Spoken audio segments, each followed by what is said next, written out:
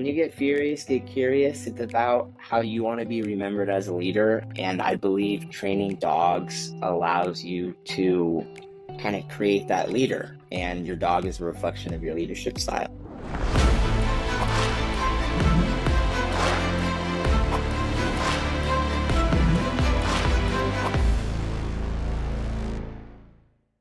So let's start with, how did you get into dog training? What led you into this business? Yeah, what led me into dog training was really just a desperate need to get my dog under control. I think a lot of people may start there, but going back a little further, I was born and raised with dogs, and kind of my idea of what a good dog was at our house was a dog would get a poop or pee inside the house, and they would run away and they would get into our trash cans a lot. And so when I had moved out of my house, because I was the oldest of six, a big family, and I was like, okay, I'm leaving. And after a few years, I got my first dog, and I was like, this is going to be the best dog ever. And I bought him the best Mhm. food, and I let him sleep in my bed, and because he hated his crate, and it just got worse and worse and worse until the point where I went out with friends one day, and I was gone from maybe like an hour and a half or 2 hours, and I came home, and I just left him in my room, and I opened the door, and the smell hit me. There was like 4 piles of poop, and the carpet, there was a huge chunk of carpet missing, and my Tools of Titans Tim Ferriss book was destroyed, and this was like the book I got Oh, last week. It wasn't any of the books I had already read. And I was like, this wow. has gone on for too long. I was like 6 months in, and I thought it would just get easier. And so at that point, I found Susan Garrett, who's a 7-time world agility champion, and she's done it with multiple dogs, so she's just absolutely brilliant. And I gave her thousands of dollars to join her first crate games program to learn how to crate train my dog, and then to teach him how to come when called. And then we started learning some tricks, and now I've gone on to help friends and family, and I volunteered at animal rescues, and I've even taught a pig how to paint using these same techniques, or chickens and turkeys how to do different things. And my dog can now open up the fridge and get me a beer if I want him to, and then shut the fridge. And I've worked with all sorts of different Wow. animals. So it's been quite a journey from going from like my lowest rock bottom point to now people come to me with some pretty crazy things or ideas that they want to train their dog to do. And I was like, we can figure this out. Let's do it. I've done this before. Cool. Yeah. I think that's so amazing. I've always said that if I get tired of working with people in my business, that I'm going to start working with dogs. But I imagine that's also has their challenges. So in your business, what's the biggest challenge? Is it working with the dogs or working with the people who come with the dogs? This is a great question, and I've had to learn skills for both sides of it. I'm a big Tony Robbins person too, so I study some Yeah. NLP and like how I say things to people and how I reframe things. Because some people, their dog is stubborn or stupid, or they use these language, and I was like, and I like Yeah. to tell people this at the beginning of the podcast, and I'll share now with your audience that the average dog, and that's like a Chihuahua, Pomeranian, or a Border Collie or German Shepherd, and everything in between, they can learn on average words. It's a Wow. lot of words, and most dogs probably won't even hit Yeah. that threshold, and the record is like over 1,000 words. But I have a pretty good feeling that your dog could learn 20 or 30 more words, new behaviors, and maybe you just don't know it yet. And sometimes having someone who's done it, be like, oh, if you just do A, B, and C, these things can come together. So training the dogs is easier than training the people, in my opinion, because sometimes the people create a story about why they can't train or why their dog isn't good enough Right. to train. And stories are very powerful. You can use them whether you think you can or you think you can't, you're right.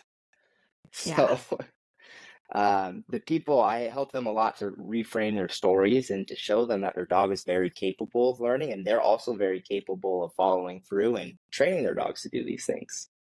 And the dogs, they just love to work. They Right. just love having their brains grow. So if you can give them things, well, they're just going and going a lot of the times. Yeah. Yeah, that's what I found with my dogs, is that they're so excited when we introduce something new to teach them. They're so excited to learn something new, like a new trick or a new anything, really. Like they're so eager to learn. I'm teaching my littlest one how to ride a Oh, there we go. skateboard right now. And I believe a lot in enrichment and learning new games. Or one of my clients, she sent me this Yeah. video, and it was this this cattle dog picking up little coins and putting them in, oh, they were like medium-sized coins into a piggy bank. And she's like, "Can I teach my dog how to do that?" And I was like, "We should teach him how to do that." So, That's so cool. yeah. That's And awesome. it was a little enrichment game. So like they grow and they learn. They love them, don't they? Yeah. Yeah, absolutely. What are some of the things that you've learned about leadership when it comes to working with dogs? So leadership is a big one because there's many different ways to lead. Well, I think there's three. And one story that really impacted me was my shirt was ripped and the police had just shown up to our door. And I had just watched on camera as one of my roommates kicked and punched my dog. And it really lit a fire inside of me. I Oh, know, right? yeah. It wasn't a very good moment. And I learned that there are different ways to lead. And I don't know how long he was doing this for. I had to set up a camera and I caught him on it, taking advantage of the situation. But that experience taught me that there's different ways to lead. You can lead with intimidation or pain. You can lead with Mm, bribes or incentives, kind of like what I was talking about a little bit earlier. I was buying the best food and stuff for him. Or you can lead in growth and inspiration. right.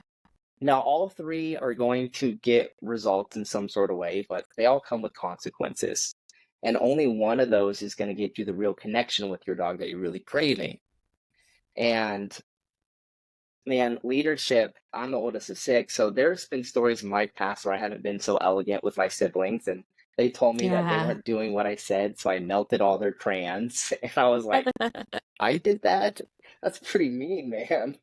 And then obviously there's moments where I try to bribe dogs with treats or bribe my siblings like, "Hey, will you go to bed if I give you ice cream?" And it's just like, I mean, it doesn't really work Right. out that well, but sometimes it works, sometimes it didn't. And then finally, I'm sure we could all remember leaders in our past that inspired us and rewarded us for growing and becoming more. And we can remember their faces and hear their voices and remember how we Mhm. felt. So for me now, it's how do I want to be remembered as a leader? Because I could totally use my strength. I know jujitsu and like I could bully someone into getting Wow. what I want. But Yeah. is that a sustainable way to lead? It's obtainable for sure, but is it sustainable? Can I do this long term? And can I do this with other animals too? Because working at rescues or farms with different abused animals, they're not going to respond to someone who's trying to like intimidate them and even bribes. They've been tricked so many times that they're like, "Oh, I don't even want your treat because there's something attached to it that I Right. probably don't want." And so we can show the dog grandma's rule. And grandma's rule is someone would come over to my house and they'd be like, "Hey, can Brady come play?" My mom would look at me and she'd say, "Is your room clean?" And if my room was clean, I'm all good. I can go outside. If it wasn't clean, she would say, "How can you go play with your friend if your room's not clean?" And Right. so it's this idea that you're in control of your own choices. You have choices in your life. You can clean your room, you can not clean your room, but there's consequences associated to those. Hmm. And setting it up elegantly with food, right, or going outside with my dogs, it's like you guys want to go for a walk, like you have to sit and you have to have me put on your leash and your harness, you know. If you want to go out the front door, we have to sit and we have to wait until I open the door, and we can't just have everyone like trying to bust out the front door. And so if you do what I Yeah. want, then we get to do what you want.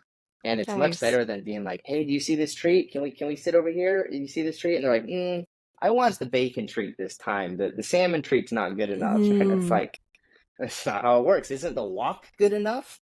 Yeah. So it's just being a little bit more elegant in how you frame things and set things up. And when you get Nice. furious, get curious. That's a big one. Mm.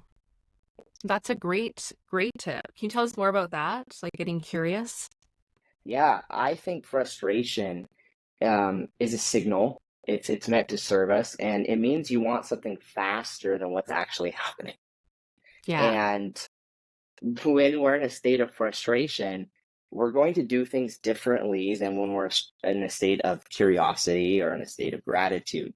And you can imagine like working on a piece of IKEA furniture, right? If you're frustrated, you're gonna Yeah. start banging things, you're gonna start breaking things, and you're like, "Why did this wood split?" But if you're a little bit more curious and you go, "Man, why am I getting so frustrated right now?" and you're like, okay, I just need to take a break. And you go take a second to Hmm. go breathe and reset and be like, okay, I need to reread these instructions again. I need to watch a little YouTube video, and you get a little curious. I need to ask someone who's already done it. I need to call their customer support.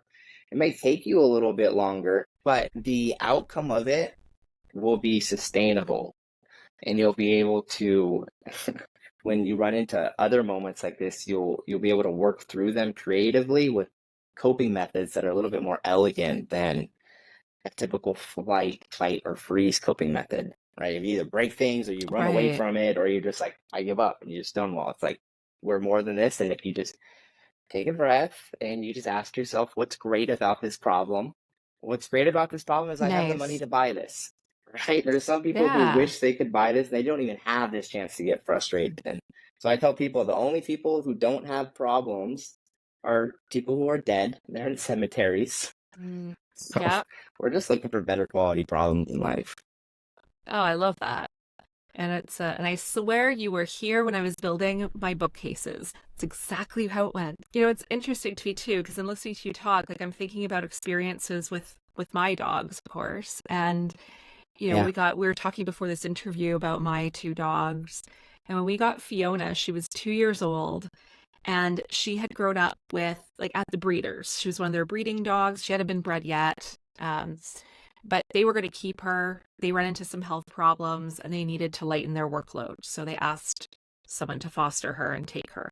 So we took her on, and they lived on a big property.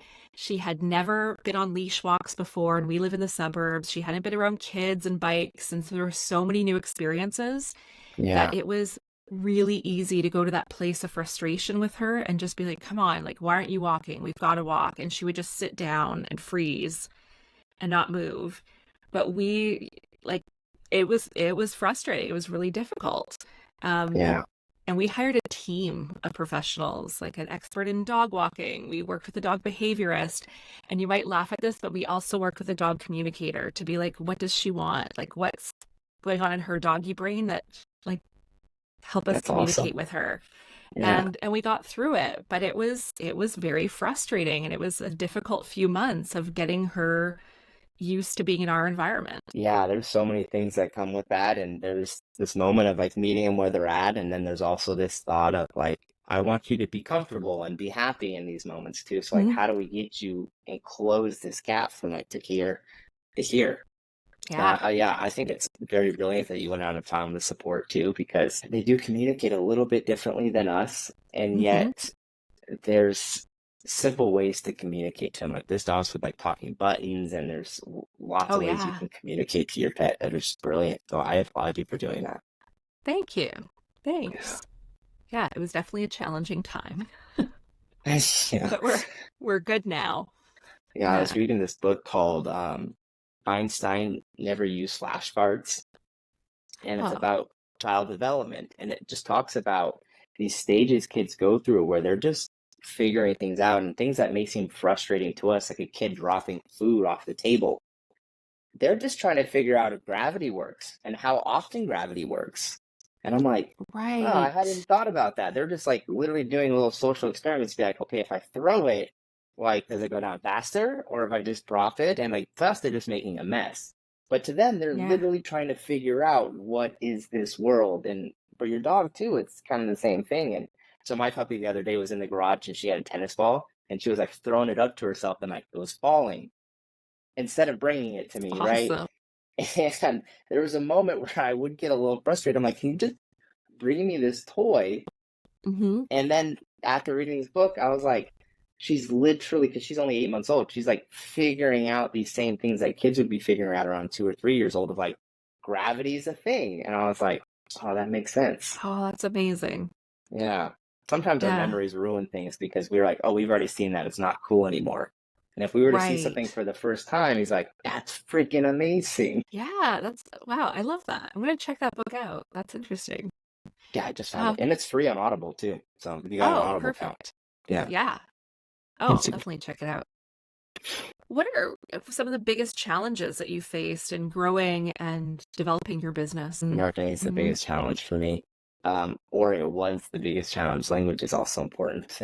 Yeah. So training dogs, I love training dogs, and that's easy for me now. I can see a problem, my brain automatically goes to like, okay, what can I replace this behavior with? What's incompatible? Right. The marketing, I had to go hire people and go get some help because the things that I thought would be good for marketing isn't how what people wanted to hear necessarily. And sometimes as Mm. business owners, we can use words like limiting beliefs or like get your dog to get you a beer out the fridge. And sometimes people, they just want the problems to stop. They just want Yep. to be able to communicate to their dogs. And so that was a hurdle for me, is using language that my consumer uses instead of language that I want them to use in the future. So making sure I'm treating the journey of like where I was at 5 years ago and not where I'm at now. Mm. And that's a big marketing thing. And then having a value ladder, having like places where people can enter so they can know, like, and trust me before they spend money on like a 3 month program with me. And yet those things took me years to figure out. And I'm still dialing Yeah. those in and making like little changes to them constantly, daily. I consider myself a student, and people are changing all the time too. So that marketing, Yeah. that's kind of Yeah. Yeah. And I think a lot of entrepreneurs relate to that. It's, we become skilled in what it is we're trained to do. And then all of a sudden there's this whole business, and how do I get clients, and how do I get my name known, and all of these other things that we're not necessarily taught when we're training to do the thing that we do. for And me. I think that's really great that you reached out and you hired someone to help you with it, because so many entrepreneurs think I need to do it myself. I have to figure it out on my own, and hiring out is one of the best things I think we can do. Yeah, I tell people you either got time or money. Yeah. So not everyone has money to hire out. And if you got extra time, you're just starting off like I was. I just figured a lot of stuff. I figured out how to make my own websites with ClickFunnels and how to do some of these stuff. Nice. But then as I got better, I started getting more money. Then it's like, okay, now my time is more important. So now I'm just going to pay someone to do this. And with dog training, you Yeah. could figure out all this stuff for dog training on your own.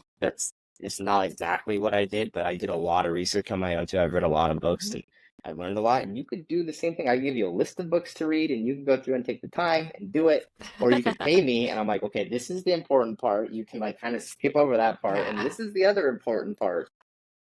So, Yeah. but it's always a process, and both options are totally fine. It just Mhm. depends on what you have more of. Yeah, absolutely. Absolutely. How do you stay motivated in your business? Motivation is very powerful because I have values.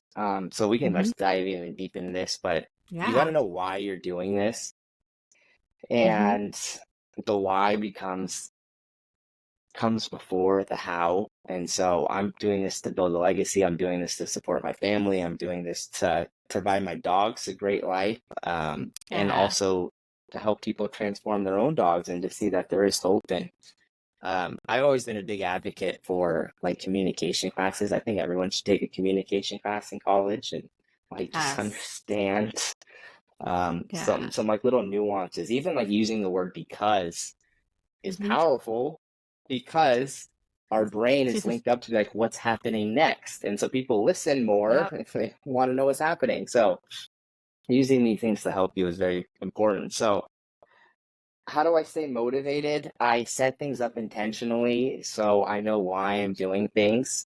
And I know that I have to be healthy and vital before I can create. And so I got to make sure that like, I'm going on my walks, or I'm eating drinking my protein shakes, or I'm like getting the nutrients that I need, because after healthy and Yeah. vital, I have to be loving and warm. And then I have to have gratitude, and intelligence is asking other people for help. And so, Yeah. how do I stay motivated? Is really having systems. So when I fall out of motivation, because everyone falls out of motivation, Hmm. healthy coping methods to like bring myself back up. So I have certain things that I say too. Like I now command my subconscious mind to direct me in helping as many people as possible today to better their lives, to give me the strength, the motion, the persuasion, the humor, the brevity, whatever it takes to show these people and get these people to change their lives now. And like I make this move, and I automatically go into a Yeah. powerful state that I've anchored a lot of things to. So if I'm ever down before an appointment, which I get nervous, I'll say that really powerfully, and I'll stand up and I'll make some big moves. And the next thing I know, my breathing is Awesome. different, my state is different, my thoughts are different, my focus is different, and I'm motivated. That's all. That's Uh, excellent. How do you work with people? What are, for people who are listening, how do you work with clients? Is it all in person? Do you do any online work with? yeah, so I am starting an online club, like a little inner circle where we can share wins, and also a book club. A book club is something I've wanted. I ran book clubs Yeah. pre-COVID, and then COVID happened, and but anywho, I'm like, I love books and reading, so I'm like, why don't we start like a book club, inner circle, so people can like nerd out about their dogs. I can share resources that aren't just me. And then for people who do want to do more, I do offer like in-person lessons and board and trains and group classes out here in Austin, Texas. Nice. Yeah. Nice. Excellent. And what's the best place for people to find you? And I'll have all your links in the show notes, but what's the best way to connect with you? Yeah, the best way is through social media. So if you follow N as in Nancy, D as in Dave, dog training, ND dog training. I'm teaching my littlest puppy how to ride a skateboard right now. So I'm doing like a daily post of that, and I brought her outside yesterday. That video should be uploaded in the next few days, but it's a Nice. ton of fun. So I'm teaching her different things, tips and tricks there, and then you can also DM me book club, and I can send you the link for the book club. But Instagram or social media would be the best way. Great. I have a few rapid fire questions for you if you're up for it. Yes. Yeah? Okay. Great. Favorite book? Speaking of your book club, favorite book? So my favorite book, this is an interesting one for dogs. It's Don't Shoot the Dog. Oh, Um, that's my best favorite book. That's written by Karen Pryor. Non-dog book is Fire Child, Water Child. That's another great one by Stephen Cohen. Also, yeah, nice. anything. I could talk about books for a Perfect. long time. Yeah. Oh, me too. Me too. I appreciate it. I get it. What's your favorite food? Favorite food would have to be flautas. I love flautas a Nice. lot. Nice. I'm from San Diego too, some burritos. Yeah, good Yeah. choice. Biggest pet peeve? Biggest pet peeve when people drive slow in the fast lane. It's meant for a passing lane. Who inspires you? Who inspires me? Myself in 10 years. That was my first inspiration. So I've tried to Oh, imagine nice. what I'd be doing in 10 years, and I try to do it today. I love that answer. What are three things you take with you to a deserted island? No, this is funny. I was asking my brother this question last night, and he's Hmm. like, can you take people? Can I take a yacht? And Sure. so he's like, machete, fishing pole, yacht. And I'm like, you kind of cheated right there, but that's like a brilliant answer That's a at the great same time. answer. So Yeah. it's like the machete and fishing pole are for fun. Everything else is on the yacht. So I think I'm just gonna Nice. steal that if I can. Go for it. Yeah, the first person to say a yacht. No one has said a yacht or a boat yet. That's I love it. Do it. And who's a celebrity that you would like to have dinner with, dead or alive? I'm going with Einstein. Talking about him earlier. Yeah. He's a cool Yeah, guy. very cool. That'd be great. And your go-to karaoke song. Oh, this one I did not prep. This one actually scares me. And I don't do karaoke, but if I were to do karaoke, I'd have to do like We Will Rock You or something like that. Something that I like know the Nice. words. Yeah. Yeah, it's a great choice. Queen. And then I have to ask you as well, what's your favorite dog breed? My favorite dog breed. So my first dog was an Australian Shepherd, and I got that because like, I love how smart they are. And now my newest puppy is an Australian Shepherd mixed with a poodle, a mini poodle. So she's a mini Aussie Doodle. Yeah. And this breed is really now my favorite because it's got like the Australian Shepherd drive, but like the poodle intelligence in a sense. Like Bumblebee's really driven and like she'll Nice. break through a wall. But Curiosity, she's very smart, and so she'll take an extra second to look at the wall and be like, "Can I go around it?" So you get a little Oh, bit of that's both. awesome. I love that. Great little pair. And any final words or thoughts that you'd like to share with the audience? Yeah, I just double down. When you get furious, get curious. It's about how you want to be remembered as a leader, and I believe training dogs allows you to kind of create that leader, and your dog is a reflection of your leadership style. Perfect. Well, thank you so much for coming on today. I really Yeah, it's appreciate been a this. I pleasure. know I learned a lot. I'm sure the audience has as well.